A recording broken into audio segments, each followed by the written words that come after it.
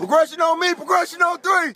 Welcome to the Tulsa Progression Podcast. Here, we love to talk, teach, and learn local music. Remember to give your opinion because here, your opinion matters. Now, introducing your host, the creative, King Spencer. Thank you, beautiful, for that amazing introduction as usual. Welcome to the Tulsa Progression Podcast, man. I'm so happy to be here with y'all. Y'all already know what time it is, man. We're going to dive into this town talk. Today, we're going to be talking about 3 things that you should never do at your video shoot. Now, these things don't apply to everybody, but we could do this. We could do this segment multiple times over the years. But today, somebody gonna feel what I'm talking about. Now, there's 3 things that I feel like. Now, before I jump into this, let me give y'all a little background on me. I'm a videographer, video director, whatever you want to call it. I shoot music videos, and I've been doing this for about 7 years. Now, over the course of 7 years, I can confidently say I've catered to over 1,000 different projects, over 1,000 projects in these years. And that's really not a lot, but that's a lot because in comparison to a lot of people. But we ain't here to compare to people. We here to tell the truth. And the truth is that I've been doing this for a long time, so I feel like I've developed a lot of different experiences to kind of come up with what I think are important guidelines that you should take into shooting your next music video. So the first thing is don't get so under the influence at your video shoot that you cannot operate, that you can't function properly. What does that mean, Spence? What that means is if you got a video shoot and you nervous or whatever, and it's a party, it's your birthday, whatever the thing is, I think that it's important to consider your intentions. So if your intention is to, let's say, penetrate the masses emotionally through your music and through your image, I feel like you should highly consider how much drugs or alcohol you're consuming before you go into creating this, into documenting this image. If you got a video shoot and it's a party song and you so drunk or so high that all you can do is fall asleep or not walk straight, yeah, I'm gonna record that. Your videographer is gonna record that, but bruh, you putting a lot of pressure on somebody to make a dope visual out of a junkie. Do you get what I'm saying? I ain't gonna call you a junkie. I'm gonna call you dysfunctional. You making it difficult for a videographer to create a complete work of art using a dysfunctional figure. Look at it this way because it's important. Don't get so drunk but because you're nervous or so high or pop so many pills that you can't even stand up straight, you can't rap, you can't walk straight, you can't even think about what you're doing, you don't understand what you're saying, you don't even understand what's going on. Take that into consideration before you do your next shoot. I ain't gonna harp too hard on it, but consider that. You know what I'm saying? If it goes for you, highly consider what I'm saying right now, yo. Like, take it easy because it makes it difficult for everybody that's seriously involved. And you can't really be too seriously involved if you're not there. You get what I'm saying? All right. So the next thing that you want to avoid doing at your video shoot, 3 things that you should never do at your video shoot. The second thing is you don't want to have 9 directors. What does that mean, Spence? What that means is don't have everybody that's so involved and so in love with the idea that literally everybody is directing that mug and literally nothing is getting done. So I'm gonna give y'all an example.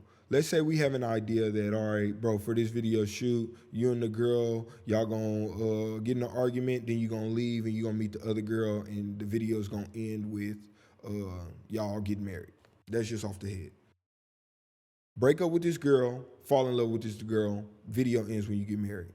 All right, bet. So you done showed up with 19 people in this idea that we discussed.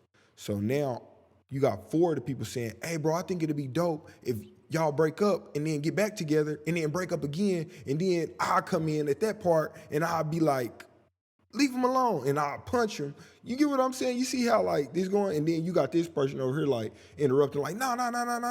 After you punch him, let me get back with her, and then me and your girl will switch, and you can get married to both of us. I know this is like off the head, you know what I'm saying? But I know y'all following. My point being is that it's vital not to have a whole bunch of directors at your video shoot. Maybe 1 or 2.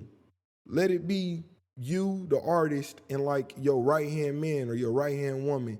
You know what I'm saying? And then say, hey, I know everybody got ideas, but we already got a plan for this. So like if you got any ideas that you really think will work, maybe just run it by me. But let's not just have everybody splurting out ideas at the end of every single scene. Like we got an idea that we trying to stick to and we trying to work. You know what I'm saying? So consider that when you're doing your next video shoot, that you don't want to have 9 different directors at the video shoot. What you want to do is get 9 different directors together, and then y'all formulate an idea and then bring those ideas to the video shoot. But don't show up at a video shoot with 9 different ideas just spontaneously popping up. That's bad for the video, because then what that does is that puts your editor, myself, in a position where it's like, okay, so we had 9 different directions and I only got 3 minutes of video. So I gotta cater 9 different people. Really just one person is what I'm gonna focus on, but I gotta cater to 9 different ideas with 1 video. All right, let's see how this comes out. You get what I'm saying? So just take that into consideration. That's the second thing that I suggest you do, is just don't allow it to be 9 different directors. Show up to the video shoot with the idea, and anybody else who got an idea, they just got to save it for the next time, or they only need to run it by you and be prepared to. And that's the thing. A lot of it be like, you know what I'm saying? Like bad ideas, like spare of the moment ideas. Like, hey, bro, you think that you can make like an alien fall out of the sky at this part? Nah, don't worry about it. But can you do a cow? You know what I'm saying? Like, bruh, we gotta do better at these video shoots. All right, so the last thing that you should never do at a video shoot is come unprepared. This kind of ties back into my last point with the non-directors, because this is where having non-directors come from, just being unprepared. If you working with me, which I suggest you work with me, we already set a date to shoot the video. So you got options when you work with somebody like myself. There's a lot of great videographer options, director options, but we're gonna speak on me personally. When you work with me, you got options. You can hire me to simply be your videographer and your editor, but you can also hire me to direct as well. And you got to understand that there's a difference between directing and shooting a video.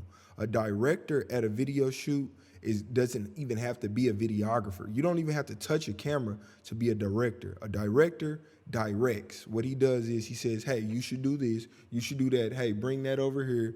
Let's put a light on this person.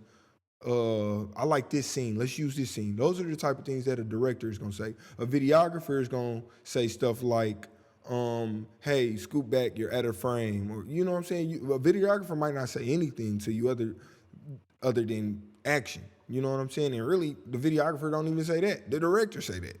But my point with all of this is just to say that if you hire me, me personally, I can put an idea together so that when we arrive, we already know what we need, who we need to do it, when we need to do it, where we need them to do it at, and how it needs to be done, opposed to setting the date and then showing up and then being like, okay, so what should we do?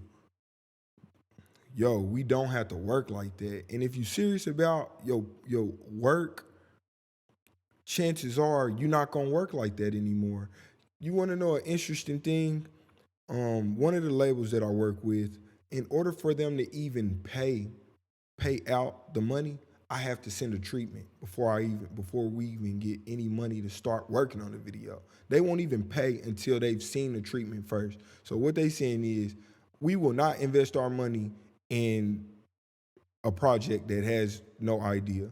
If you don't have no direction, then you will go anywhere. So basically, what I'm saying is show up to your video shoot with an idea, get a clue. That's one of the worst things you can do is show up with no idea. But at the same time, don't get me wrong, 90% of the videos that I do are like this. But I'm gonna tell you something about those other 10%. I'm just gonna smile. That's what I'm gonna say about the other 10%. They go smoother, they usually have a better turnout, they last longer, and they mean more. You feel me? Opposed to just showing up and just like hitting record and like standing on top of the green box in the apartment.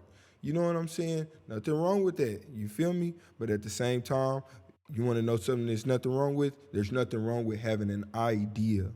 Let's put that work in. Let's put that time in. So that's what I got for y'all. 3 things that you should never do at a video shoot. 1, don't get too under the influence. Secondly, avoid having 9 directors. And lastly, avoid showing up without an idea. Always come with an idea. But that wraps up the Tulsa Progression Podcast. It's cool hanging out with y'all, man. And hey, checking out.